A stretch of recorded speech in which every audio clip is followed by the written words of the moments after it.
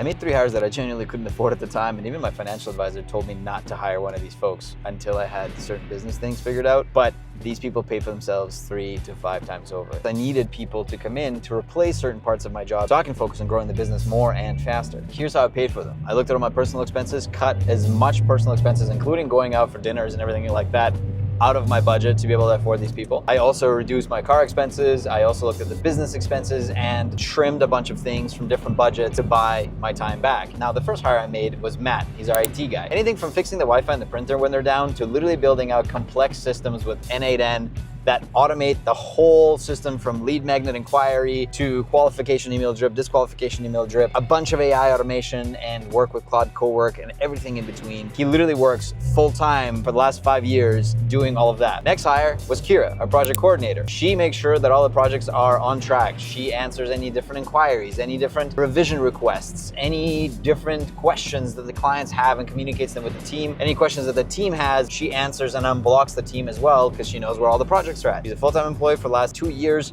Imagine if I had to spend whatever 40 hours a week times 52 weeks out of the year times 2 years, however many hours that is, put it on the screen. That's how much time I would have had to spend to maintain this. Now, the latest hire that I couldn't afford at the time is Jenna, our operations manager. She's the one that helps with employee check-ins, performance reviews, processes and system build-out. And because I'm trying to push the business to grow so much, with that come new problems and systems and processes that have to be built out. And she's been with us a year, which is about 2,080 hours that I would have had to otherwise spend on building out all these different things and all these crazy ideas that I have and implementing them. And the wild thing is that she does a bunch of things that an operations manager would do, but she also helps me out with a bunch of things that are kind of outside her job scope, which I'm super thankful for, like writing scripts for our VSLs or writing captions for different ads. Or I'll read the Alex Hormozi book and be like, okay, $100 million offers. Now we got to build out an offer people can't refuse. With that comes building out so many different things. Some parts I took on, some parts Matt took on, some parts Jenna took on. And without their help, I feel like I would be